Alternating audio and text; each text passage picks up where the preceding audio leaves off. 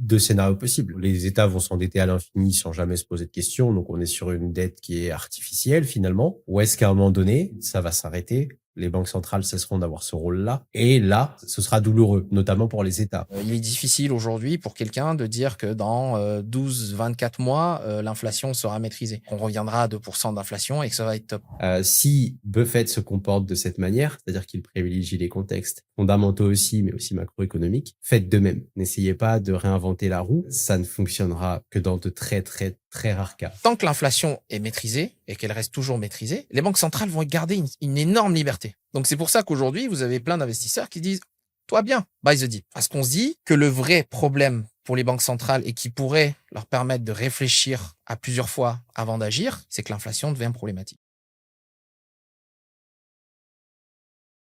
Petite pause avant de continuer. Si tu t'intéresses à la finance, à la macro et à l'investissement, tu l'as sûrement déjà vécu. Un énorme amas d'informations, des avis contradictoires partout, et au final, plus de bruit que de clarté. Fineco est net ce constat. Notre vision est simple. Remettre de la structure et du sens dans la compréhension des marchés. Concrètement, on vulgarise la finance de marché, l'économie et l'investissement avec une méthode claire. Trier l'information utile, l'expliquer simplement et fournir des grilles de lecture pour raisonner comme un investisseur. On propose des contenus gratuits pour suivre l'actualité et les grandes tendances sur Twitter et LinkedIn, mais aussi des offres payantes avec des thèses d'investissement accessibles via notre Substack et Club Fineco pour celles et ceux qui veulent aller plus loin dans leur réflexion. Si tu veux découvrir notre approche, tout est disponible sur notre site internet fineco.fr.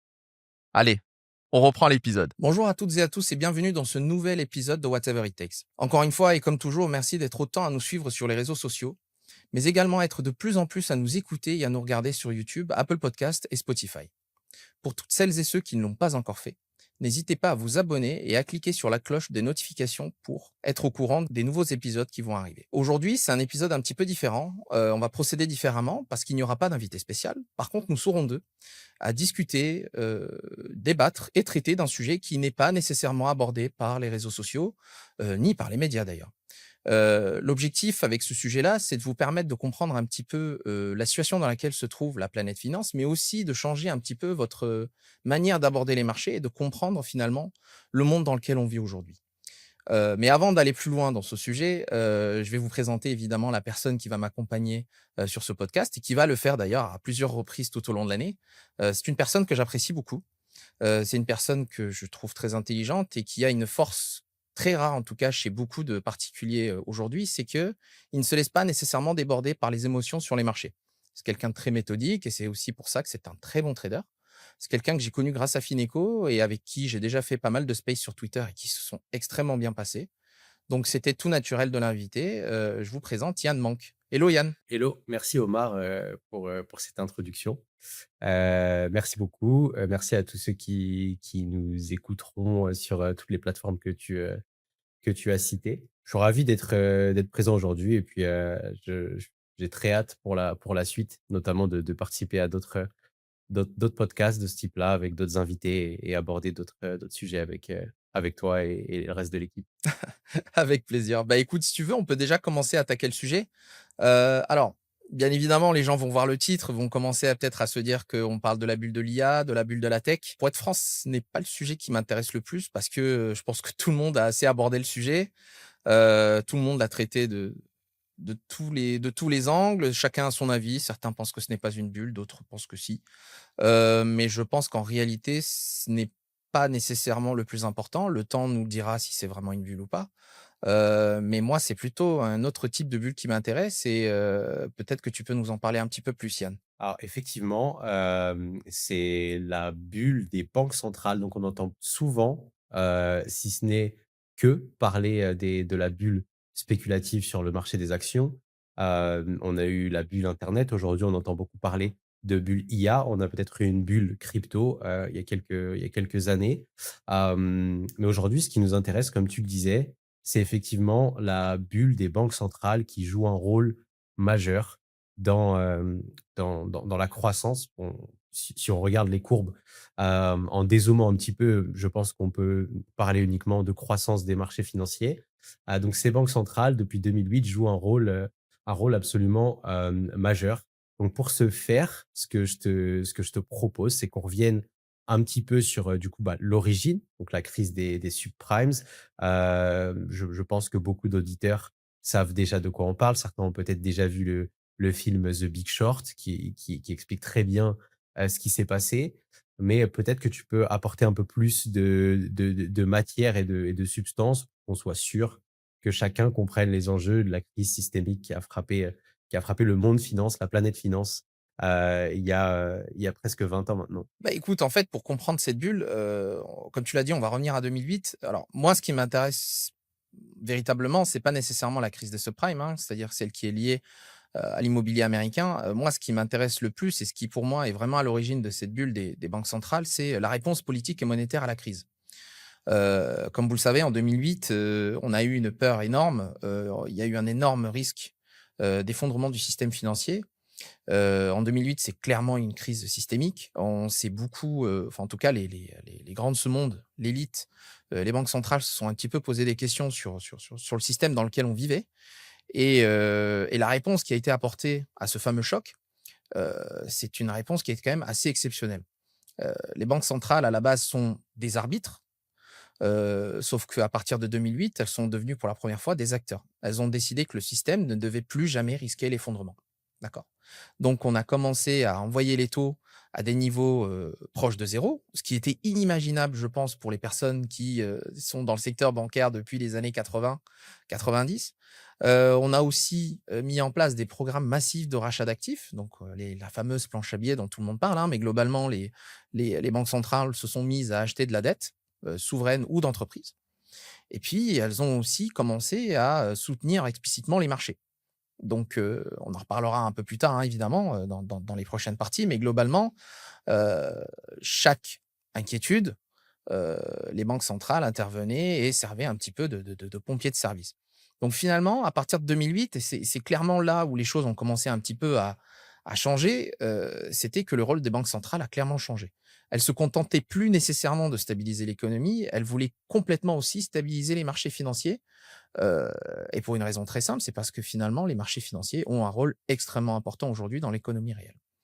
Donc c'est finalement un petit peu tout le sujet que l'on va aborder et on va voir à quel point, ce sujet a bien évolué depuis 2008. Alors, est-ce que ce phénomène-là n'a pas été, est-ce que la personne qui a été, on va dire l'acteur majeur de ce nouveau paradigme dans lequel on est aujourd'hui, ce serait pas le patron de la Fed à l'époque, donc quand il y a eu la crise de 2008, donc Bernanke, si je ne dis C'est pas ça. de bêtises, qui était obsédé lui par 1929 et qui ne voulait absolument pas reproduire, les déboires de 1929.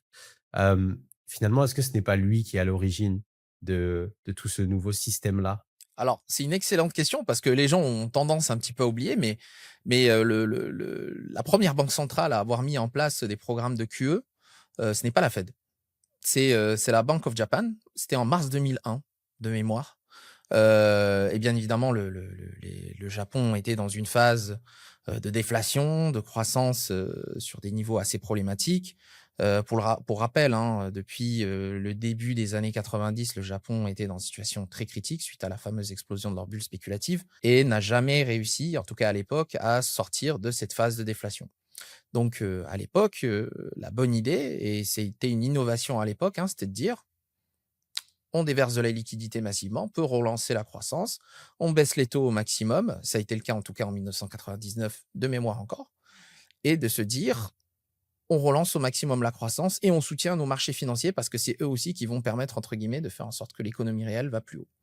Donc Ben Bernanke, à l'époque, hein, en 2008, a eu un petit peu la même vision. Pour rappel, Lehman Brothers a fait faillite, il y a eu Bear Stearns aussi qui avait fait faillite.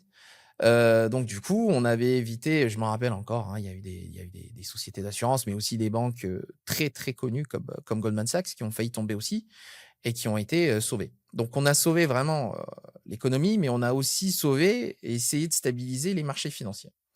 À Donc sauver le système, on on a peut essayé dire. vraiment de sauver le système et d'ailleurs, c'est un système finalement qui a un petit peu évolué et qui arrive pour moi à un changement aujourd'hui. Mais oui, c'était une obsession clairement pour Ben Bernanke à l'époque, c'est clair. Et vu que tu parles de bulle et tu insistes beaucoup sur le fait qu'on est dans une bulle, il y a une connotation qui est assez péjorative, si je peux me permettre. Donc tu es revenu sur le Japon, mais si on reste sur Bernanke, est-ce qu'on pourrait dire qu'aujourd'hui, le marché, ce serait pas un on pourrait pas utiliser l'image d'un patient qui a été soigné, mais qui a été rendu accro aux médicaments, Bah, c'est peut-être? ça. Bah, c'est ça et en fait, tu fais une superbe transition pour la suite, hein, parce que, du coup, je vais donner un petit peu la définition, si tu veux, de la bulle des banques centrales. Moi, quand je parle de bulle, je parle pas d'un actif, surévalué au sens classique. Moi, ce qui m'importe et ce qui est vraiment important pour les gens de comprendre, c'est que on est vraiment sur une distorsion durable du prix du risque. D'accord? Puis 2008 et c'est là où tu as parfaitement raison, hein, c'est-à-dire que le risque, il est complètement sous-payé et on soutient toujours vraiment comme si on soutenait un patient avec une assistance respiratoire quoi, tous les jours et c'est un petit peu ce qui se passe depuis 2008. Heu, Parce que l'objectif des banques centrales, c'était vraiment d'amortir les chocs et depuis 2008, les banques centrales, elles ont un peu transformé les marchés en fait en environnement sous assistance. Toujours à injecter de la liquidité quand il en manque, faire en sorte justement que le marché reste au minimum stable d'un point de vue financier et tout cela en fait, toutes ces assistances, toutes ces interventions, répétées ont complètement comprimé, la perception du danger. En fait, le risque, il est toujours là sur le marché, mais on se dit que, il y aura toujours quelqu'un pour nous sauver. Donc finalement, le prix de ce risque-là, il est de plus en plus bas par rapport à la réalité. D'accord? Et Alors ça, donc ah non, non, pardon, vas-y, vas-y. Non, vas-y, oh, vas-y. merci. Alors c'est super intéressant parce que j'avais une discussion avec un ami la dernière fois et moi qui adore utiliser les images, parce que je trouve que ça parle souvent, surtout que, au quotidien, j'essaie de partager un peu mon savoir, mes connaissances avec une communauté, que ce soit sur les différentes plateformes sur lesquelles je suis présente, mais aussi sur Discord. Donc j'aime beaucoup utiliser des images parce que ça parle à tout le monde. Est-ce qu'on je moi, je vois ça comme, une route, un tout droit, un tout droit et on est sur une voiture qui a pas de frein. On peut accélérer sans freiner, bah, du coup, on n'a pas de frein et les banques centrales, en fait, elles sont toujours là pour matelasser, pavé de matelas, bien confortable en C'est ça. mousse, la route. Donc en fait, bah, on continue d'accélérer et on perd, tout raisonnement rationnel en se disant: «C'est dangereux ce qu'on est en train de faire». Et du coup, on n'y pense même plus puisqu'on se dit: «C'est pas grave, il ne peut rien m'arriver. Donc autant que j'aille encore plus vite pour arriver encore plus vite à destination». Bon, la destination, chacun, il verra sa propre destination, faire beaucoup d'argent, se mettre en sécurité, sur une retraite, peu importe, mais on a toujours les banques centrales qui sont là pour, finalement «nous rassurer» entre guillemets et comme tu le dis, on en perd cette notion du risque qu'on prend parce qu'on a l'impression de ne pas en prendre finalement. On en reviendra un peu, je pense qu'on reviendra sur ce sujet-là un petit peu après, mais on a eu des acteurs majeurs encore une fois, dans les banques centrales et là je pense à Draghi, qui nous parlait du whatever it takes. Donc finalement, est-ce qu'on n'est pas exactement dans ce dont je viens de parler?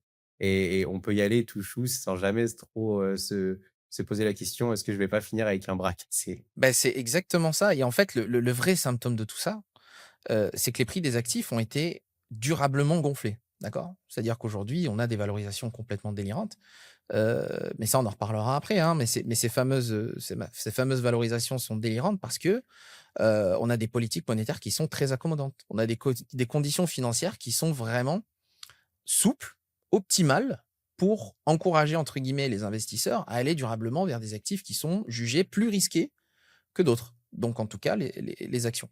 Et c'est là où un petit peu, je vais faire un peu le parallèle avec ce que l'on a connu, par exemple, dans les années, 70-80. C'est-à-dire qu'auparavant, ce qui importait vraiment les investisseurs, c'était les fondamentaux économiques des sociétés, quoi. C'est-à-dire que quand on prenait une société, on analysait les bilans, on essayait de comprendre un petit peu l'opérationnel et cetera et à partir de là, on arrivait quand même à déterminer est-ce que pouvait être une bonne valeur dans laquelle investir ou non. Aujourd'hui, et on verra par la suite, il y a beaucoup d'exemples qui montrent finalement que, investir dans une société, excellente d'un point de vue fondamental, peut malgré tout vous faire, «dérailler» entre guillemets sur les marchés. Je vais quand même donner un exemple avant d'en donner d'autres plus tard, mais le meilleur exemple que j'ai en tête moi, c'est Zoetis. Zoetis, c'est une société, vraiment leader dans la santé animale. Sauf qu'aujourd'hui, c'est une société fondamentalement qui est vraiment, enfin moi j'adore personnellement cette boîte, hein, vraiment. Bah, après c'est peut-être aussi parce que j'ai un chat, mais globalement, c'est une société que j'adore vraiment, dans le sens global, après l'avoir étudié à plusieurs reprises et cette société, en fait, cette valeur souffre constamment en bourse depuis 2022 et elle souffre pour une raison très simple, c'est-à-dire que quand on prend un petit peu l'approche macro et qu'on essaie un petit peu de comprendre où on est, aujourd'hui, le marché de l'immobilier américain est en souffrance. Pourquoi? Parce que les taux sont élevés, les prix sont trop élevés, il y a pas assez d'offres de biens, et donc du coup, les gens ne peuvent pas nécessairement, acheter des biens. Donc si le marché de l'immobilier est figé, la création de nouveaux ménages devient de plus en plus complexe, d'accord?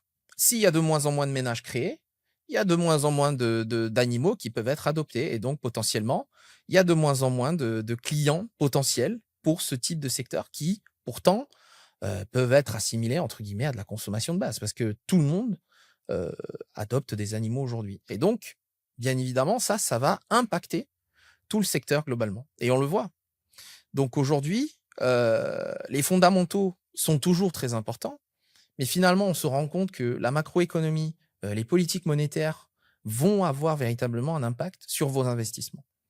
Et c'est ce qui fait aujourd'hui, du coup, que finalement, c'est un petit peu une bulle. Parce que les investisseurs vont surtout regarder véritablement la situation des banques centrales, la situation de la politique monétaire, avant de prendre des décisions. Mais on verra ça en tout cas par la suite. Et ce qui va vraiment montrer, à mes yeux, le fait qu'on en est vraiment dans une bulle des banques centrales, c'est l'exemple de l'or. D'accord? L'or, c'est ce que je te disais d'ailleurs en off à Yann, hein, mais c'était, après la crise de 2008, hein, c'est-à-dire de 2008 jusqu'à 2011 qui va être un vrai tournant, l'or n'a pas arrêté d'exploser. D'accord? Parce que le marché avait toujours peur que le système s'effondre. Même si les banques, centrales sont intervenues, notamment la Fed, on s'est dit, potentiellement le marché est encore extrêmement fragile, et bien évidemment, on ne sort pas de ce type de choc en 3 minutes. Donc ça prend du temps et l'or a reflété cette peur-là. D'accord? Et après, évidemment, tu parlais de de l'intervention de Mario Draghi et c'est aussi pour ça d'ailleurs que notre podcast s'appelle comme ça. C'est que, derrière, c'était, en 2012, Mario Draghi a fait son fameux discours, heu, où il a prononcé le «whatever it takes» et c'est clairement ce qui va vraiment, changer les choses. C'est-à-dire que le risque qui était reflété sur l'or, finalement, on a des banques centrales qui commencent à reprendre le contrôle, qui se disent que l'inflation, va potentiellement rester basse et enfin, en tout cas, le marché va commencer à considérer que le risque monétaire est complètement maîtrisé. Et donc, du coup, on a des marchés qui vont complètement oublier l'or comme actif. Et on va aller beaucoup plus sur des actifs un peu plus risqués comme les actions. Et là où ça change un petit peu, c'est à partir de 2020. D'accord? 2019-2020 où là, du coup, on a le retour des baisses de taux, on a le choc Covid et l'or qui repart à la hausse parce qu'on comprend finalement que la normalisation que l'on a eue entre 2012 et 2018, bah, en fait, que cette normalisation-là était une illusion. Et on comprend que, finalement, le système n'est peut-être pas sorti aussi facilement de tout ce qui se passe et qu'on lui remet encore un énorme choc, quelques années après. Et là, à ce moment-là, ce qui va vraiment, vraiment, vraiment changer, c'est 2022 où là, du coup, on a l'inflation qui revient. Parce que, pour plusieurs raisons, hein, que ce soit, choc de l'offre, mais aussi parce qu'on a, créé, des milliers de milliards de dollars de liquidités et d'euros d'ailleurs.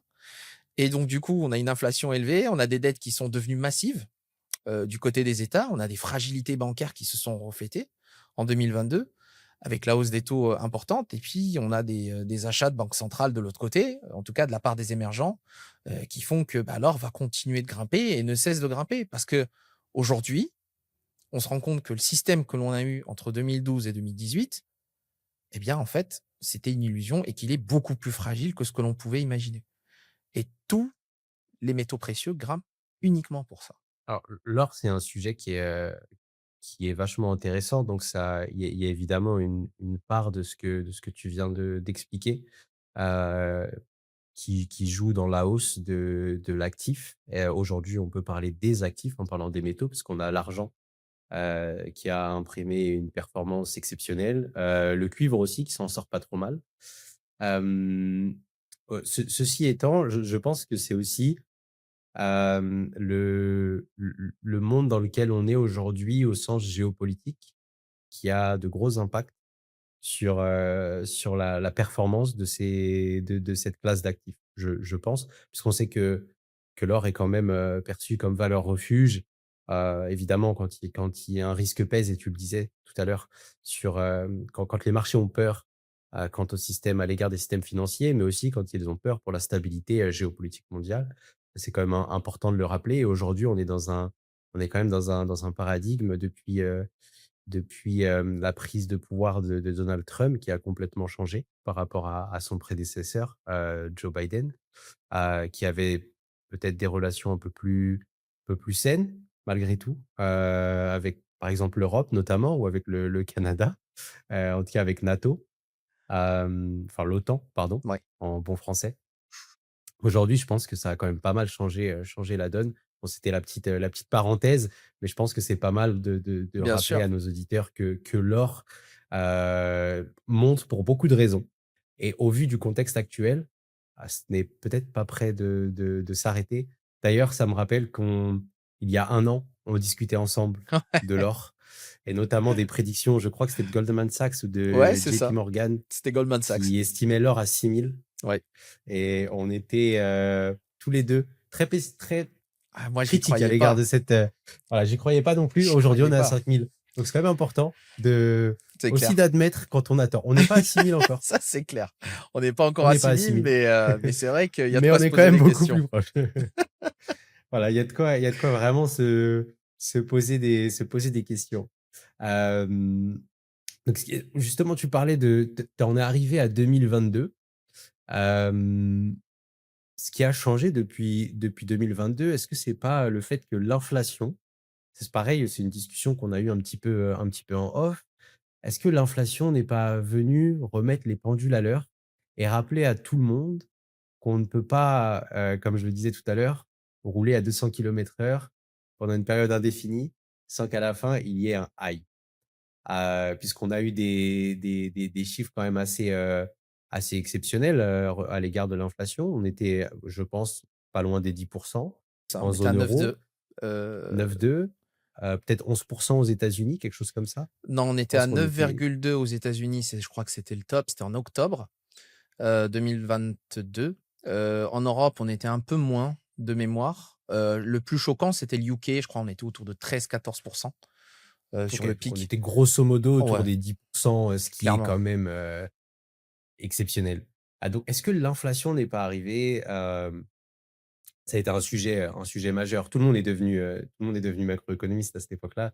Tout le monde est devenu un peu expert en politique monétaire, mais c'est dire l'impact que ça a eu. Donc est-ce que c'est pas ça le tournant? Et est-ce qu'aujourd'hui on n'est pas justement dans ce tournant-là? On est sur une politique, de politique monétaire restrictive depuis novembre-décembre 2021, en tout cas du côté des États-Unis. On est sur des taux qui sont encore quand même toujours assez élevés aujourd'hui malgré la fin du quantitative easing, qui a été officialisé en septembre-octobre dernier. Quantitative Hem, tightening, oui, le QT. Quantitative tightening, pardon, la fin du quantitative tightening, effectivement. Donc est-ce qu'aujourd'hui c'est pas un peu l'inflation qui est revenue dicter la loi? C'est exactement ça. De toute façon, c'est ce qu'on va aborder d'ailleurs par la suite, hein, parce qu'à un moment donné, qu'est-ce qui va un petit peu faire arrêter les banques centrales dans leurs interventions, massives, hein? C'est que bien évidemment l'inflation est arrivée et a dit: «OK, l'économie est en surchauffe, donc à un moment donné, il va falloir faire en sorte que, l'on lutte contre ce fléau». Alors beaucoup de gens, estiment et à raison d'ailleurs, hein, c'est-à-dire une inflation à 3 pour les entreprises, c'est généralement bon. C'est pas ce qui va leur permettre, enfin, c'est pas ce qui va les empêcher de continuer de croître et d'avoir des performances toujours aussi bonnes. Le vrai sujet, c'était qu'on arrive à une inflation qui dépasse, les 4-5. Et là, clairement, c'est ce qui a fait un petit peu, prendre conscience vraiment au marché en se disant: «Bah, écoutez», comme je disais tout à l'heure, hein, c'est-à-dire que vraiment on se dit qu'en sortant de 2008 et en arrivant en 2012, on se disait: «Bon, bah, en fait, tout est bon». On a réussi un petit peu à survivre à 2008. La crise de la dette de 2011, 2010, on est intervenu, on a fait le nécessaire, donc on sera toujours là. Donc finalement, il n'y aura plus de problème. D'accord? Sauf qu'il y a un truc que bien évidemment on n'a pas nécess que les banques centrales n'ont pas nécessairement, estimé, en tout cas surtout en 2021-2020, enfin surtout en 2021, oui, fin 2021, début 2022, c'est-à-dire que l'inflation est arrivée et à ce moment-là, entre guillemets, tous les plans, des banques centrales, hein, c'est-à-dire de toujours être là à soutenir les marchés, être des acteurs des marchés, eh bien, tout a été complètement remis en question. Mais c'est, le vrai sujet, c'est que, c'est pas nécessairement que ça va heurter, les ménages ou les entreprises et c'est là où je vais être un petit peu dur, hein, c'est que le vrai sujet pour les banques centrales, c'est qu'ils sont en train de se dire, en fait, que, les marchés financiers vont terriblement souffrir de ce type de configuration-là parce que les liquidités vont être beaucoup plus, vont être beaucoup moins importantes. Les conditions financières vont devenir de plus en plus restrictives et évidemment, les marchés américains, comme beaucoup le savent, ce sont des marchés, qui, alimentent l'effet de richesse pour les ménages, mais aussi, sont aussi, qui ont un apport extrêmement important pour les retraites des Américains. Donc évidemment, on est arrivé à un stade où en 2022, on s'est dit: «Bon, comment on peut faire? Qu'est-ce qu'on peut faire? Est-ce qu'on doit lutter contre l'inflation et à la limite, faire en sorte que, les marchés peut-être digèrent un peu l'information et ne chutent pas terriblement? Ou est-ce que on va essayer quand même de garantir, des conditions qui restent un minimum, soutenables pour les marchés et intervenir de temps en temps?» Bah, ça a été un petit peu la solution qui a été, prise, hein. Et les 2 exemples qui sont connus, je vais vous les donner, hein. C'est-à-dire la première solution, ça a été, par exemple, quand on a eu la crise des banques régionales en mars 2023. Eh bien, la banque centrale, américaine n'a pas hésité, alors que les taux d'inflation étaient, extrêmement importants, je crois, on était redescendu à 4-5, peut-être 5. La banque n'a la Fed n'avait pas hésité non plus à mettre en place un fameux programme, le fameux programme des BTFP. C'est-à-dire qu'elle fournissait, des prêts, à des banques régionales qui étaient en difficulté, contre leurs obligations, donc les dettes qu'elles détenaient et qui avaient perdu 60 à 70 de leur valeur. Sauf que le prêt qu'elles faisaient, c'était au nominal, d'accord? Contre des actifs qui avaient perdu 60-70 de leur valeur. Donc c'était génial. Elle prêtait, enfin, elle fournissait les actifs qui étaient complètement, heu, «flingués» entre guillemets, contre de l'argent au prix auquel elles avaient acheté ces fameuses dettes-là, initialement C'est magique. et c'était magique. Donc en fait, c'était vraiment, faut le dire, c'est de la liquidité qui est rentrée massivement quoi, sur les marchés. Donc ça, c'était la 1re chose et tout ça en plein environnement inflationniste élevé. L'autre solution et celle-là, elle est un peu plus technique, mais je vais quand même la raconter, c'est-à-dire qu'il y a, la liquidité, américaine, il il y a plusieurs fournisseurs, mais l'un des plus gros fournisseurs, généralement, à cette époque-là, en 2022, c'était, le marché reverse repo. Donc globalement, les banques d'investissement, hein, les banques que l'on connaît, qui sont les banques systémiques, chaque fin de journée, elles «parquent» entre guillemets l'excès de liquidité qu'elles ont sur ce fameux compte auprès de la Fed, le reverse repo. Et quand il y a un excès de liquidité, bien évidemment, heu, celui-ci travaille du côté de la Fed, il va garantir entre guillemets «un revenu», pour les Pour les banques banques. qui fournissent cette liquidité. Eh bien, l'objectif, de Janet Yellen à l'époque, qui était, secrétaire au Trésor américain, c'était de dire: «Bah, écoutez, ces fonds-là, on va essayer de les faire sortir et pour les faire sortir, on va émettre davantage de la dette à court terme sur les marchés et vu que c'est de la dette à court terme, donc avec un risque beaucoup moins important, eh bien, ces fonds-là, bien évidemment, au lieu de rester du côté de la Fed, va aller du côté du financement, en fait, de la dette américaine. Donc, on est passé de 2 500 000 000 $ sur ces fameux comptes à 12 milliards $ je crois, aujourd'hui. D'accord? À sec, on peut À le dire. sec. On l'a complètement séché, ce fameux compte-là et ça continue d'ailleurs toujours. Donc maintenant, aujourd'hui, on comprend que même dans un environnement d'inflation et qui a mis quand même un petit peu, certaines personnes dans une situation très problématique, je pense notamment à Jérôme Powell qui se disait: «Qu'est-ce qu'on va faire? Comment on va faire?» Eh bien, on essaye quand même toujours de faire en sorte d'injecter de la liquidité et de permettre, en tout cas, que la liquidité reste toujours présente pour les marchés et c'est ce qui renforce, en fait, encore plus cette idée de bulle des banques centrales parce que on est sur des marchés encore une fois, depuis 2008 qui sont dépendants à quasi 100 de la liquidité sur les marchés et ça continue. C'est effectivement très intéressant. Bah, c'est exactement ce qu'on se disait tout à l'heure, donc avec cette histoire de patients malades, accro aux médicaments. Est-ce que finalement les banques centrales et notamment, la réserve fédérale présidée par Jérôme Powell que tu viens de citer, n'a pas fait un choix, en privilégiant la stabilité des prix par rapport à la stabilité des marchés? Parce qu'on a eu quand même une période de turbulence de 2022 jusqu'à grosso modo 2025, où 2025 a été une très bonne année, on peut le dire. Pour rappel, pas loin de 17 de performance pour le S&P, un or à plus de 100 et quelques pourcents de performance. Bon, crypto un peu différent, moins 9 pour le bitcoin, moins 50 pour la plupart des altcoins en moyenne, mais hem, grosso modo, ça a quand même été une belle année. Donc est-ce qu'on peut dire que de 2022 à 2023, jusqu'à la fin du quantitative tightening, cette fois-ci, pas d'erreur, la Fed n'a pas pris le parti de la stabilité des prix par rapport à la stabilité des marchés? Et est-ce que c'est pas là le rôle de la d'une banque centrale, finalement? Et ça, pour rappel, parce qu'on a un avis qui diverge Ouais. enfin, sur Jérôme Powell, est-ce que c'est pas finalement le cœur du métier d'une banque centrale? On rappelle le double mandat, que notre ami, Powell rappelle assez souvent lors de ses conférences, notamment pendant le FOMC, qui se tiendra la semaine prochaine d'ailleurs. C'est maintenir la stabilité des prix et de l'emploi. Justement, tu connais mon avis, moi, sur Jérôme Powell, ça ne changera pas.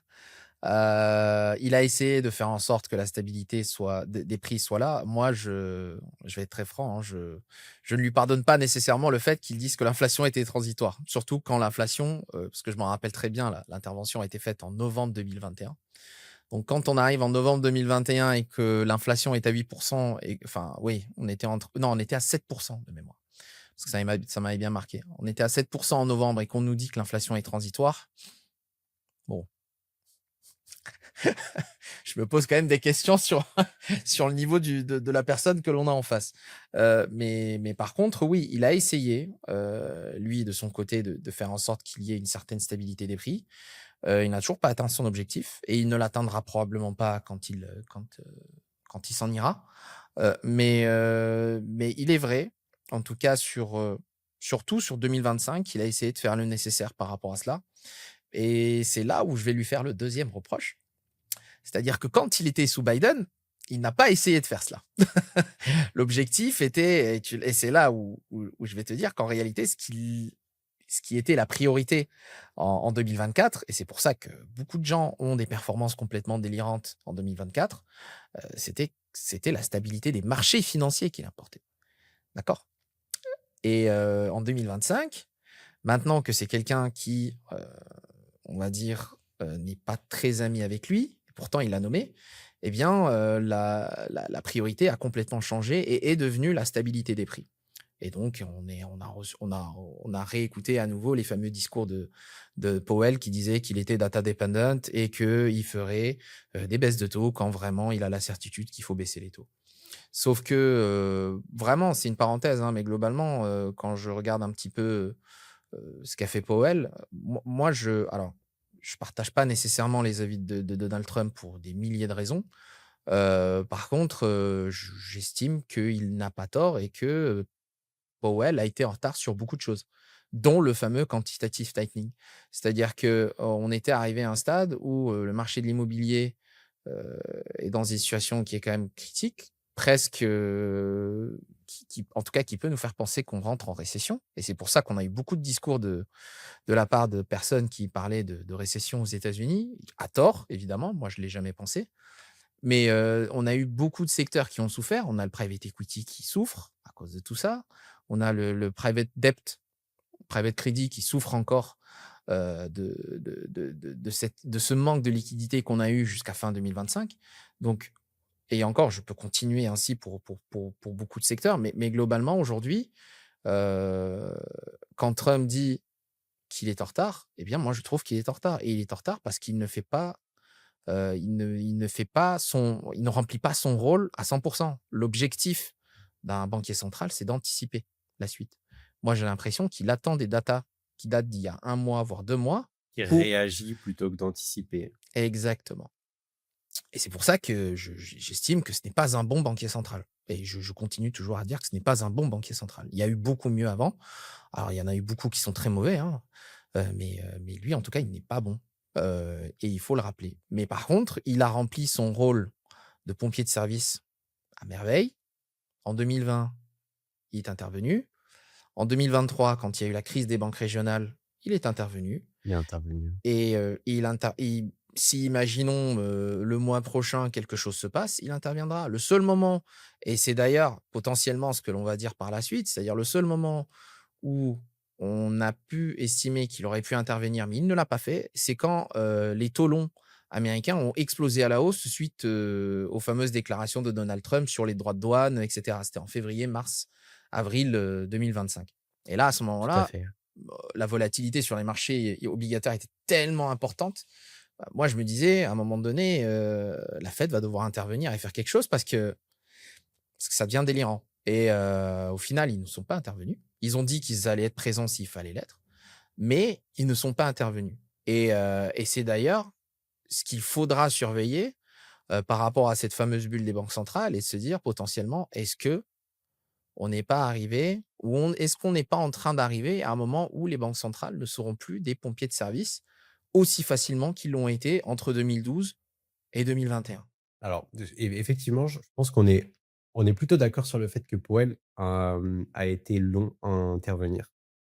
Sur ça, on est d'accord. Moi, je soutenais un peu sa politique jusqu'à, comme tu le disais, début 2025, mi-2025, où je pensais qu'il y avait absolument plus lieu de maintenir des taux aussi élevés et être aussi restrictifs. Je rebondis sur ce que tu viens de dire. La fin des banques centrales en tant que pompiers de service. Alors, sachant ce qui se trame pour les 4 prochains mois, donc le remplacement de Jérôme Powell, puisque son mandat de président de la Réserve fédérale arrive à terme et que Donald Trump souhaite choisir un remplaçant qui sera, garant de la politique de l'administration Trump. Est-ce qu'on est vraiment sur la fin de ce régime-là pour les banques centrales? Sachant que si tout se passe bien pour Donald Trump, il est encore au pouvoir pour quelques années, jusqu'en 2028, jusqu'à fin 2028. Pour moi, pas nécessairement, parce que Si les midterms se passent bien pour lui. oui, oui, bah ça, après, c'est un autre sujet encore. Mais le Voilà. truc, en fait, c'est que je vois pas ce régime se terminer maintenant parce que l'inflation n'est pas devenue incontrôlable. Le vrai sujet, il est là. C'est-à-dire que, en fait, aujourd'hui, on est dans une situation où il y a 3 vraies problématiques. D'accord. Heu, Pour rappel, l'inflation US qui est à 2,7% aujourd'hui. c'est ça, c'est ça. Et le vrai sujet pour moi, c'est qu'aujourd'hui, il y a 3 vraies problématiques dans le monde, en tout cas d'un point de vue économique et financier aujourd'hui. Le premier, er c'est le vieillissement démographique. Alors beaucoup le sous-estiment, mais dans tous les pays développés, la population vieillit, la part des actifs va baisser et donc du coup, la croissance potentielle peut commencer à ralentir. C'est un fait, d'accord? C'est uniquement des maths. Donc une économie qui va croître, lentement va générer un peu moins de rendement. D'accord? C'est parfaitement compréhensible. Donc du coup, le taux d'intérêt d'équilibre qui va être utilisé en tout cas, enfin en tout cas qui va servir un petit peu de repère, pour l'économie, va Baisse. baisser avec le temps.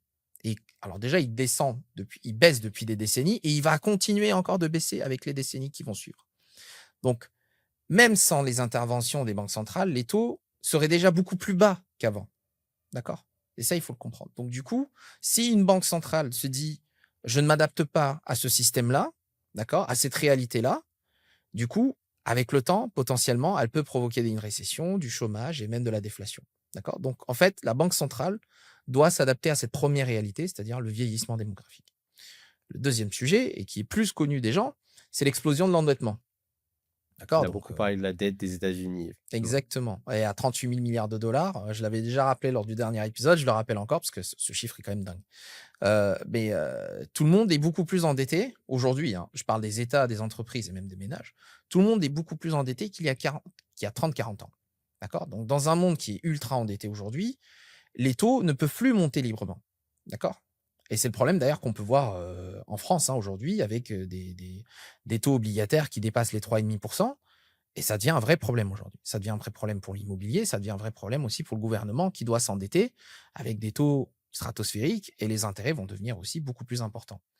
Et donc, chaque hausse de ces fameux taux-là vont renchérir, entre guillemets, les charges d'intérêt. D'accord? Ça va fragiliser les finances publiques, ça va fragiliser tout le monde, ça va augmenter les faillites aussi et ça met en danger complètement le système bancaire. Donc, les taux bas, d'accord, ça devient limite une condition de stabilité aujourd'hui.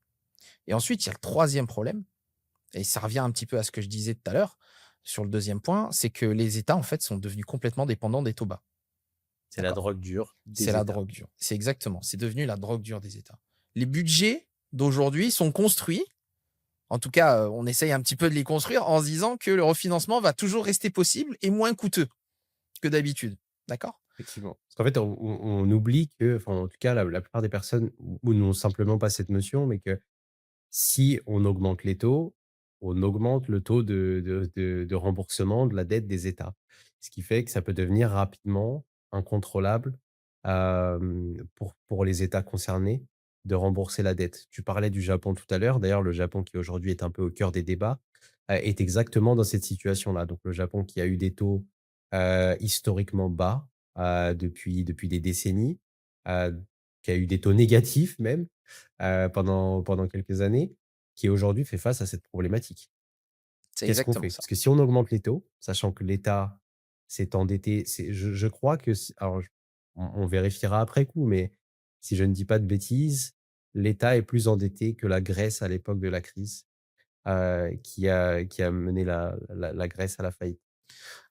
C'est dire. Ouais, non, clairement et c'est alors après le sujet, japonais, il est un peu différent parce que, 50 plus de 50 de cette fameuse dette-là est détenue par la banque centrale japonaise. Donc en fait, vous avez le Japon, c'est un magnifique laboratoire. C'est vraiment le l'exemple parfait de la bulle des banques centrales. C'est-à-dire qu'elle est omniprésente sur l'endettement de l'État. Elle est omniprésente sur le marché, actions parce que il faut le rappeler, mais la Bank of Japan achetait massivement des ETF japonais et soutenait le Nikkei, donc l'économie en fait japonaise et intervient, ou pas des fois, sur leur propre devise. D'accord? Donc on est vraiment sur une omniprésence de la banque centrale dans un État qui est très fragile et dans un système bancaire et financier extrêmement fragile au Japon. D'accord? Et Ceci donc étant, ah, vas-y. pardon, je te laisse finir. Non, je te laisse Ah finir. non, non, j'allais juste te dire en fait que du coup, si les taux restent durablement élevés aujourd'hui, en tout cas pour le Japon et même pour les États, du coup les déficits vont déraper, la confiance va complètement se dégrader et en fait les spirales, de risque autour, des États vont commencer à réapparaître. Donc en fait les banques centrales vont toujours être obligées d'essayer de stabiliser les marchés obligataires, que ce soit via un QE et ça, c'est un autre sujet encore que je vais aborder, plus tard, mais globalement, soit on va avoir des facilités de liquidité, soit on va contrôler, les taux et il y a le fameux yield curve control, d'accord? Qui existait en tout cas au Japon pendant un certain temps maintenant qui a été arrêté de mémoire et qui fait aussi que les taux, sont en train de délirer au Japon et puis aussi via un QE, c'est-à-dire une vraie planche à billets où, les banques centrales vont en tout cas acheter de la dette, des États ou des entreprises afin de soutenir ces dernières entités, tout simplement. On en vient un peu à la on en vient un peu à la question principale du podcast. C'est la transition parfaite. Qu'est-ce qui se passe par la suite? Quand est-ce que ça pète? Si on peut parler de façon un peu prosaïque, puisque si les banques centrales continuent, finalement, on a 2 scénarios possibles. Les États vont s'endetter à l'infini sans jamais se poser de questions, donc on est sur une dette qui est artificielle finalement.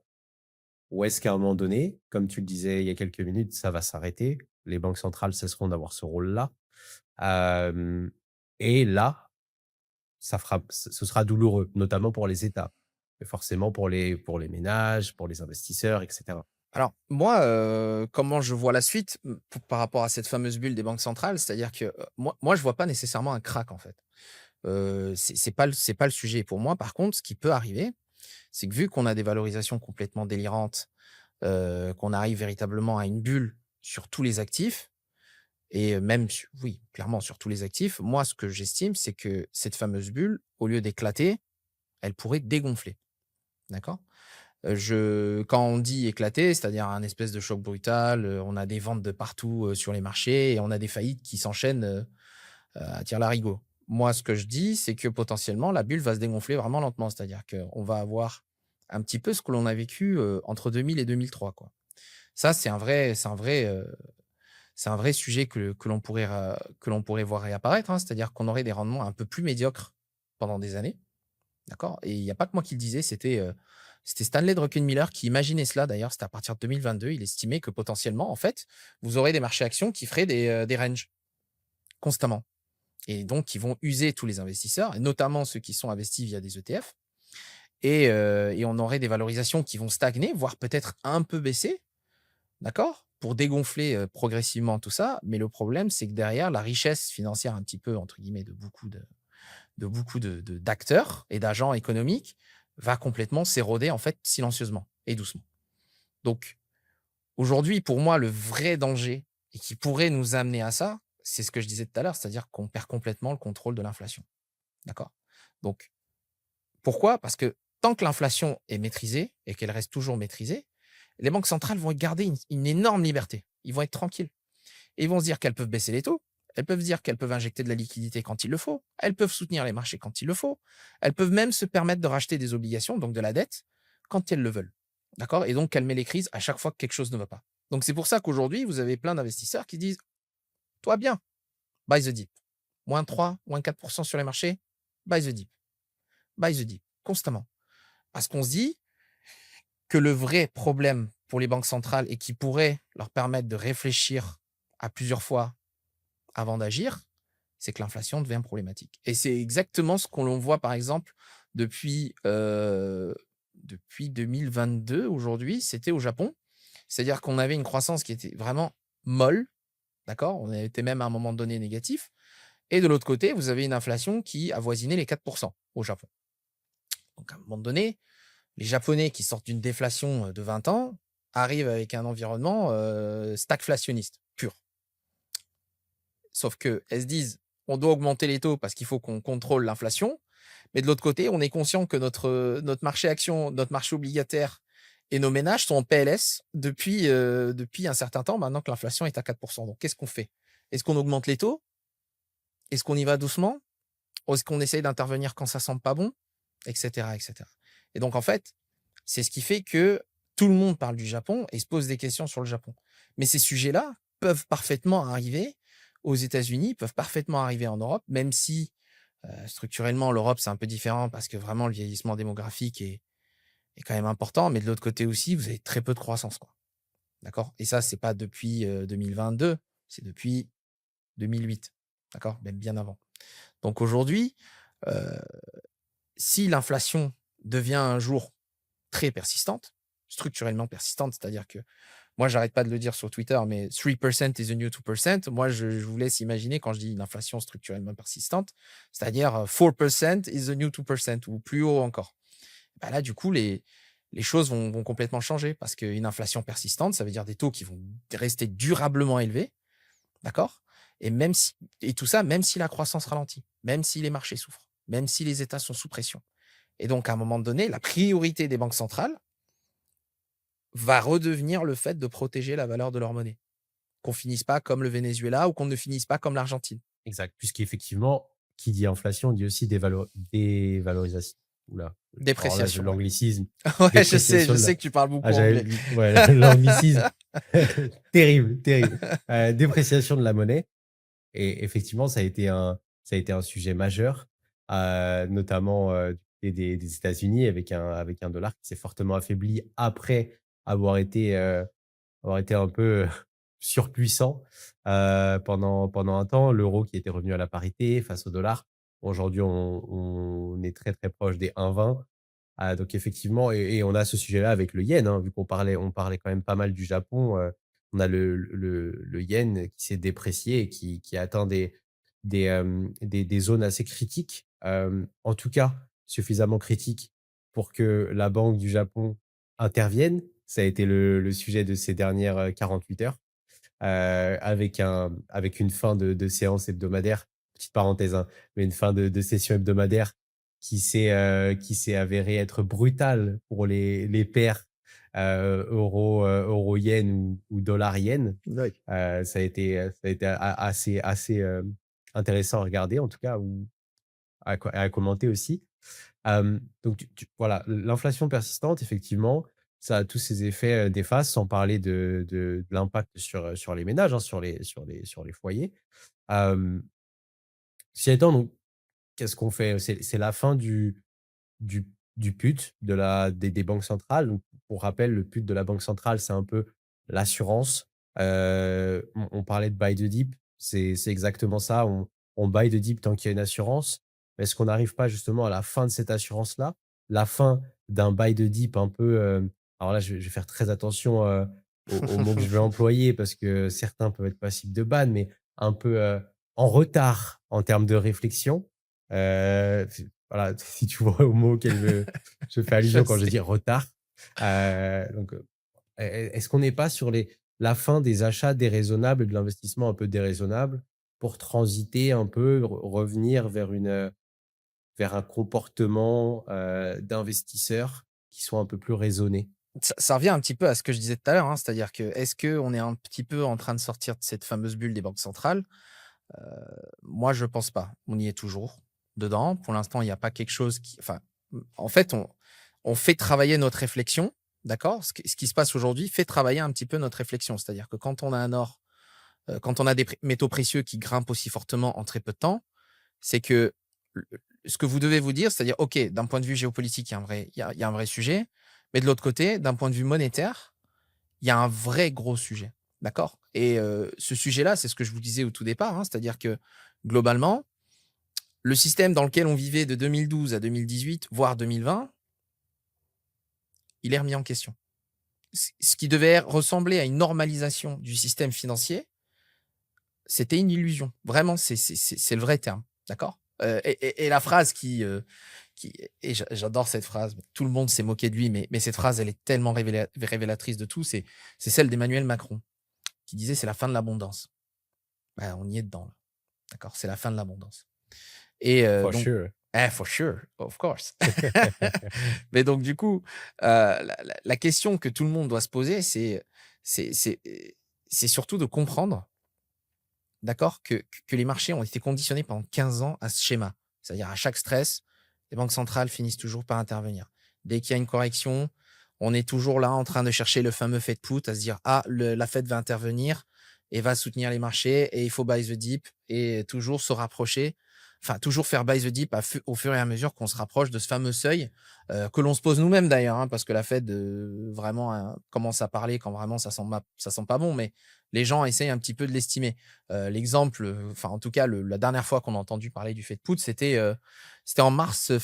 en février-mars 2025, quand les marchés ont commencé à baisser fortement et pour une raison très La simple crainte d'ailleurs, des hein. tarifs et cetera. Exactement, il y a eu la question des tarifs, mais il y a aussi le fait que, Scott Bessent est intervenu, il a dit: «Bon, bah, en fait, il va y avoir une période de détox sur la croissance américaine». Quand vous dites ça, bah, bien évidemment, vous commencez à réfléchir et au fur et à mesure Signal qu'on a envoyé, le signal envoyé, il est quand même très négatif. Donc évidemment, les marchés ne sont pas bêtes et anticipent le fait, bah, que globalement, peut-être qu'on est sur des valorisations délirantes et qu'elles ne reflètent pas nécessairement le scénario qu'ils avaient au départ sur, beaucoup de projections par rapport à certains secteurs enfin et même le marché au global, quoi. Donc aujourd'hui, ce fameux Fed put là, d'accord, dont on a entendu parler en février, mars et avril 2025, bah, ce fameux Fed put pour moi, il continue toujours d'exister et il ne partira pas facilement, d'accord? Il continuera toujours de perdurer. Mais de l'autre côté, on n'a plus du tout les mêmes marges de manœuvre qu'avant. C'est-à-dire que le monde d'aujourd'hui n'est plus comme celui d'avant. L'inflation, elle est beaucoup plus volatile, d'accord? Les chocs d'offres les chocs d'offres comme ceux qu'on a pu avoir lors du Covid, restent toujours quand même fréquents. On n'est plus dans le monde, dans la mondialisation qu'on a pu connaître, auparavant, d'accord? Et la géopolitique fragmente complètement l'économie mondiale. Donc chaque intervention monétaire va toujours avoir un risque inflationniste, d'accord? Comme celui qu'on a eu en 2020. Tout le monde dit que c'est la faute, de l'impression monétaire massive, mais c'est mais les chocs d'offres ont aussi contribué à cela. Sauf qu'intervenir et y rajouter 2 000 milliards, voire 3 000 milliards, voire 4 000 milliards de dollars en 2 ans, derrière, avec ce type de problématique-là, eh bien évidemment, c'est des risques monstrueux inflationnistes qui sont ajoutés. Donc, le fait put existe, mais il devient conditionnel aujourd'hui. Conditionnel au niveau de l'inflation, conditionnel aux anticipations et conditionnel aussi, et ça c'est un sujet qu'on verra potentiellement cette année, c'est à la crédibilité des banques centrales. D'accord? Donc, si les marchés chutent alors que l'inflation reste élevée, elles peuvent décider du jour au lendemain de dire on n'intervient pas. D'accord? Donc, le vrai sujet reste l'inflation. C'est vraiment le contrôle de l'inflation qui va vraiment nous dire si on va continuer toujours de rester dans cette fameuse bulle qui va alimenter les marchés, faire croire aux gens que faire du DCA c'est top, faire croire aux gens que acheter du Max 7 tous les jours c'est top. Voilà, c'est tout ça, c'est ce qui va vraiment nous permettre de vraiment le risque inflationniste, c'est ce qui va vraiment nous permettre de savoir si vraiment on arrive à la fin de la récré ou pas, complètement. Ça me donne envie de poser la question qui va nous faire transiter vers la prochaine section de ce podcast. C'est, du coup, aujourd'hui, quelles sont les implications concrètes pour investir sur les marchés financiers? Un fait plus de conditionnel, une banque centrale qui est peut-être un peu plus en recul. Tu le disais, une inflation qui est beaucoup plus volatile. Est-ce que tout ça, ça augmente pas un peu la nervosité sur les marchés? Qui dit nervosité dit, volatilité. Qui dit volatilité dit, stress pour les investisseurs, notamment les particuliers. On passe aussi peut-être, pour certaines institutions, de la fin d'une gestion passive assez, «facile» entre guillemets, parce qu'investir n'est jamais facile, mais la fin d'une gestion passive très fructueuse vers une gestion, active. On l'a vu, on l'a vu, bah, ces dernières années, hein, tout simplement, acheter n'importe quoi ne faisait pas forcément, gagner de l'argent, comme ça a pu être le cas à une certaine période. Moi, j'aime beaucoup ce que Warren Buffett disait à ce sujet-là. C'est lors de ces périodes de nervosité, on voit quand la marée descend, on voit qui nageait nu, finalement. Est-ce que on n'est pas dans ce cas-là et du coup, qu'est-ce que ça implique concrètement, à ton sens? Bah, ce que ça implique pour investir aujourd'hui, c'est que en vrai, le vrai danger aujourd'hui, c'est de croire que cette fameuse bulle fonctionne toujours parfaitement. D'accord? Tout le monde pense qu'on est je le répète, hein, mais c'est fou, mais je le vois d'ailleurs sur Twitter beaucoup, c'est que j'ai l'impression que tout le monde croit qu'on est toujours, à la même période qu'en 2018, 2012-2020 quoi. C'est-à-dire qu'ils se disaient: «Bon, bah, en fait, d'un point de vue monétaire, tout va bien, financièrement, tout va bien, la Fed est toujours là pour intervenir, ça va être top, donc buy the dip. Continue toujours à faire notre DCA et cetera». Sauf que le premier changement, tu l'as relevé, c'est qu'il y a beaucoup plus de volatilité aujourd'hui. Parce que on en a encore reparlé fin 2025, hein, c'est-à-dire qu'à un moment donné, il manquait de la liquidité. Là, aujourd'hui, on est dans une période transitoire où la liquidité n'est pas au même niveau que l'on a pu connaître avant, d'accord?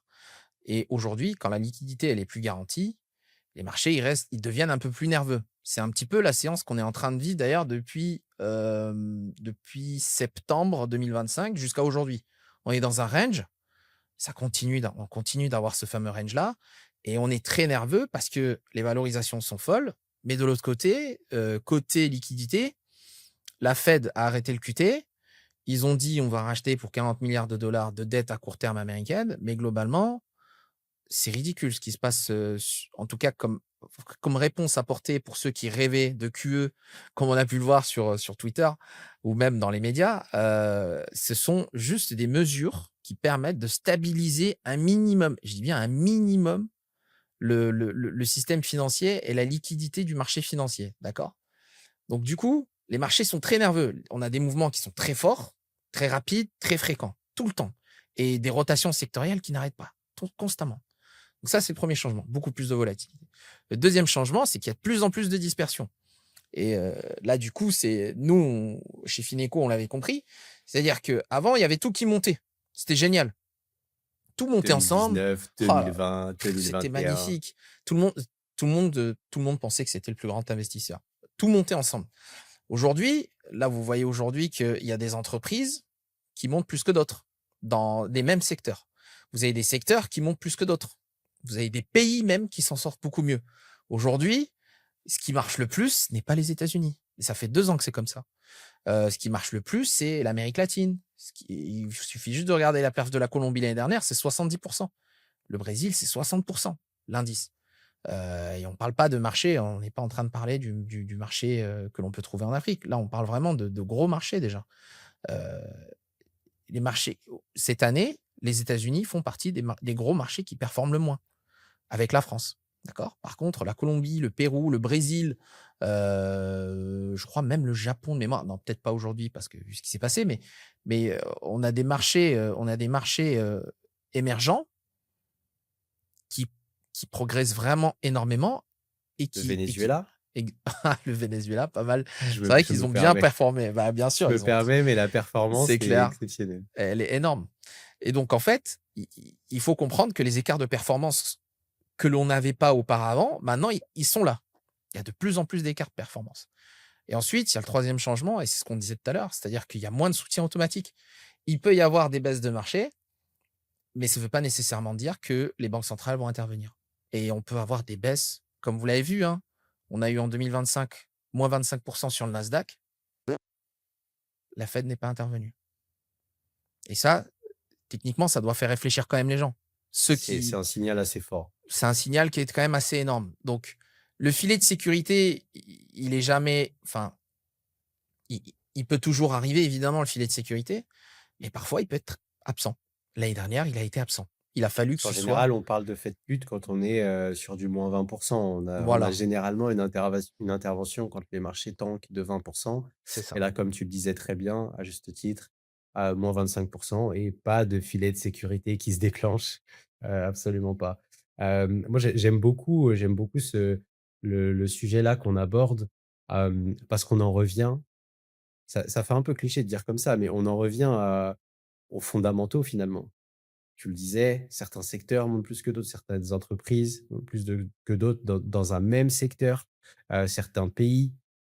Est-ce qu'on n'en est pas justement un retour aux fondamentaux? Et moi, ça me touche particulièrement parce que je suis davantage concentré sur le marché des cryptos et le marché crypto est pour moi une immense déception. Et pour autant, comme je le dis, hein, je le répète, je suis principalement sur le marché crypto, mais c'est une immense déception parce que les fondamentaux ne sont pas là et les marchés s'en sont rendus compte. Je pense qu'aujourd'hui, que ce soit les institutions, bon ça c'est pas un sujet, mais même les investisseurs particuliers sont suffisamment éduqués. Je pense que certains ont pris une douche assez froide qui leur a permis de se rendre compte que absence de fondamentaux, absence de performance. Et à mon sens, c'est comme ça que les choses devraient être. Bah, c'est exactement pour ça que tu vois, nous, chez nous, on a un énorme, enfin, pour nous, on accorde énormément de place pour les fondamentaux, mais ce qui pour nous prend le plus de place, et en fait, ce nouveau monde le prouve véritablement, c'est la méthode top-down.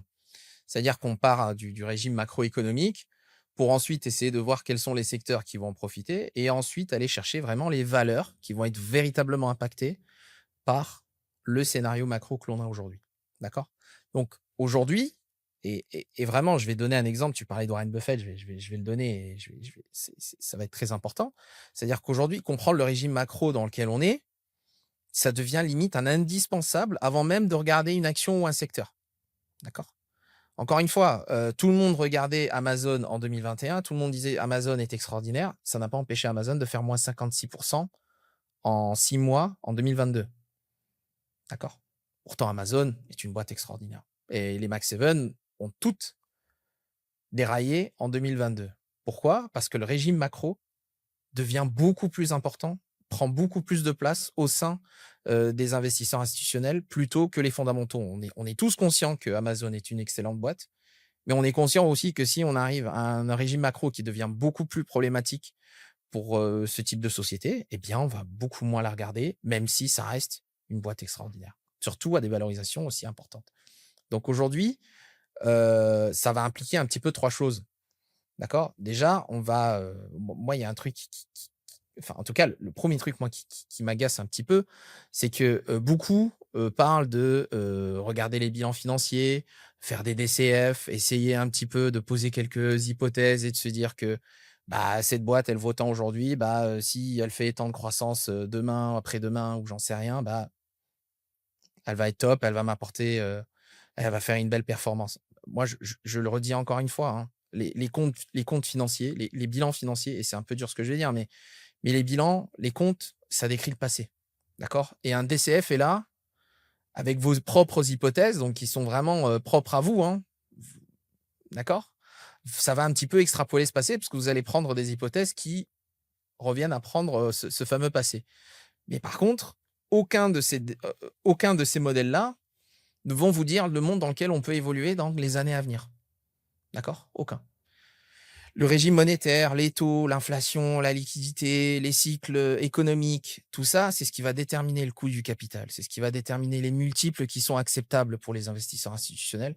Et c'est ce qui va aussi déterminer même la viabilité des business models de certaines boîtes que vous regardez. Alors, je suis pas en train de vous dire que le business model d'Amazon va changer du jour au lendemain parce que il y a un cataclysme macroéconomique. Ce que je dis juste, c'est que la plupart des sociétés un peu moins fortes que ces Max 7-là, bien évidemment, vont être impactées par le monde macro dans lequel elles évoluent. Et c'est pour ça que je reviens encore à l'exemple de Zoetis, qui est une boîte extraordinaire, vraiment magnifique. Et pourtant, ça fait des années qu'elle ne fait que sous-performer.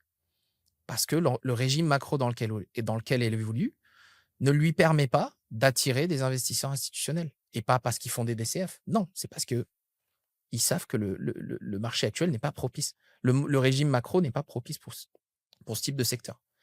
Donc du coup, heu, le DCA le DCA, c'est un petit peu la même chose aussi, d'accord? C'est-à-dire que tout le monde est en train de nous dire: «Le DCA, c'est extraordinaire, buy the dip, tous les mois, vous faites votre achat» et cetera et cetera. Le DCA, c'est un outil, c'est juste un outil, c'est pas une stratégie, d'accord? Il fonctionne vraiment et c'est ce que j'avais le débat avec des amis à Paris, le DCA fonctionne quand la liquidité est toujours là, d'accord? Et quand la croissance, elle est toujours stable, d'accord? Mais ce monde, il est plus garanti. Ça, c'est tout le problème. Et le meilleur exemple pour refléter tout ça, c'est Warren Buffett. Warren Buffett, ça fait depuis 2022 qu'il n'arrête pas d'acheter de la dette à court terme, mais il achète de la dette à court terme parce qu'il est conscient du contexte macro. Il l'ignore pas. Il est conscient que ça a un impact sur ses investissements. Donc il se dit, je vais pas me prendre la tête, je vais prendre mes 4% entre guillemets garantis, sans risque, au lieu de m'exposer sur des marchés, actions qui sont peut-être un peu plus complexes, beaucoup plus Ah, il s'est difficiles quand pour même exposé à Google en novembre dernier, bien sûr, en mais ça rachetant de l'action Google. un peu trop tard, mais oui, il s'est exposé. Mais il fait beaucoup moins d'achats, importants qu'il aurait pu f que qu'il aurait pu faire, par exemple, il y a, Ouais, 10 ans. j'arrive à comprendre l'idée derrière un investissement sur Google, à cette période-là. Bon, un peu tard, certainement, mais j'arrive à comprendre. On est quand même sur, un investissement, un pari sur le long terme quant à l'IA, à l'intelligence artificielle. Je pense que c'est ça surtout qui a drivé, a motivé cette décision-là, l'ajout de cette ligne, sur Berkshire Hathaway. Hem, Ceci étant, oui, et je te rejoins complètement. Buffett comprend les enjeux macro et c'est ce que je rappelle très souvent lors de mes interventions en ligne. Hem, Inutile de se prendre pour meilleur que ces gens-là, de se croire meilleur que ces gens-là. On a c'est Mieux vaut s'inspirer de ces personnes que d'essayer de faire mieux. C'est impossible, c'est juste impossible. Si Buffett se comporte de cette manière, c'est-à-dire qu'il privilégie les contextes, macroéconomiques, fondamentaux aussi, mais aussi macroéconomiques, faites de même. Essayez de copier ce qui marche. N'essayez pas de réinventer la roue, ça ne fonctionnera que dans de très, très, très rares cas. Très, très, très rares cas. C'est exactement ça et encore une fois, hein, je je parle vraiment de ceux qui font du bottom-up, hein, c'est-à-dire de faire uniquement de l'analyse fondamentale et de se dire c'est une telle boîte est belle ou pas, sans top-down, c'est-à-dire vraiment sans analyse macroéconomique. C'est terrible ce que je vais dire, mais pour moi, c'est comme être un aveugle et vivre de C'est l'espoir, en être fait. aveugle, ouais. Voilà, c'est être C'est être aveugle complètement et aveugle. voilà et c'est juste, votre investissement repose sur de l'espoir, en fait. Donc en vous disant: «Bon, bah, la boîte est top, donc c'est génial, je vais acheter». Donc C'est ça. Pour moi, mais c'est impossible mais d'évoluer dans les marchés sans comprendre déjà comment ils fonctionnent, mais aussi le monde qui entoure tout ça, et c'est la macro, c'est la macro. On peut pas c'est davantage exacerbé depuis, disons fin 2021, mais peut-être un peu plus 2022. Je pense que 2022, ça a été un vrai shift. C'est très exacerbé sans macroéconomie, sans compréhension du monde financier et économique. Il est impossible de naviguer, sur les marchés. Ça marchera pour certains, il y a toujours des gagnants à l'euro-million, mais ceci étant, si on souhaite entrer sur les marchés financiers de manière, professionnelle, vraiment, j'insiste sur ce que tu viens de dire, mais le top down est devenu majeur, crucial peut-être même pour s'en sortir, pour sortir son épingle du jeu sur les marchés financiers aujourd'hui. c'est clair et surtout si un jour cette fameuse bulle, «délire» entre guillemets et qu'on arrive finalement à son dégonflement, en fait. C'est si vous avez cette fameuse entre guillemets, si vous comprenez un petit peu l'importance de la macro, que vous la suivez, vous arriverez à anticiper un éventuel dégonflement de cette fameuse bulle. Vous arriverez aussi à comprendre un petit peu, les futures tendances qui peuvent se dessiner sur les marchés par la suite et il n'y a que comme ça que vous deviendrez en tout cas, de meilleurs investisseurs. Je persiste encore à le dire vraiment, hein.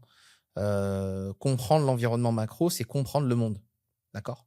Et quand on comprend le monde, ça va vous permettre vraiment de bien choisir les entreprises par la suite sur lesquelles il faut investir. Que ce soit pour anticiper les futures tendances, mais aussi pour se dire potentiellement qu'on est arrivé à des prix qui peuvent être très intéressants sur telle ou telle valeur et donc y rentrer peut être très intéressant en termes de risque-rendement par la suite. Donc c'est comme ça qu'il faut voir les choses. Ah, rien à ajouter à cette, à cette intervention. Je pense que ça nous amène un peu à la conclusion de ce podcast que je te propose de se partager. Donc on peut dire en somme que depuis 2008, donc on a vécu dans une bulle unique, celle où le risque était partiellement socialisé par les banques centrales. Comme tu l'as bien rappelé et martelé, ces dernières minutes, la bulle n'a pas disparu, mais elle est plus inconditionnelle. Je pense que c'est assez important de le rappeler. Ça implique ce qu'on disait quant aux banques centrales aussi, notamment en parlant du FED-PUT, toujours présent, mais conditionné à certaines situations. C'est exactement ça. Et vraiment, il faut comprendre aujourd'hui que les marchés sont vraiment, hein, je pense que beaucoup souffrent et je le vois quand même autour de moi, hein, c'est-à-dire que les marchés, ils sont très nerveux, ils sont plus violents, ils sont même beaucoup plus difficiles à lire. Là, aujourd'hui, les gens, on a la chance ou pas d'avoir un président des États-Unis qui intervient beaucoup, dont le souhait est de soutenir au maximum les marchés financiers, hein, les marchés actions surtout, on est bien conscient de ça. Donc, c'est pas qu'il donne des indices, mais clairement, il donne beaucoup d'indications, sur ce qu'il regarde et ce qu'il ne regarde pas. Donc peut-être que ça apporte une certaine facilité dans la lecture, mais globalement, quand on regarde vraiment la photo au global, ça devient de plus en plus difficile à lire. On se demande si, on n'est pas dans un risque qui est quand même assez énorme, d'accord? Et je parle pas uniquement des valorisations, je parle vraiment de tout. Il est difficile aujourd'hui pour quelqu'un de dire que dans, 12-24 mois, l'inflation sera maîtrisée, qu'on reviendra à 2 d'inflation et que ça va être top, d'accord? Je prends l'exemple de l'inflation américaine. 40 du calcul, c'est le loyer.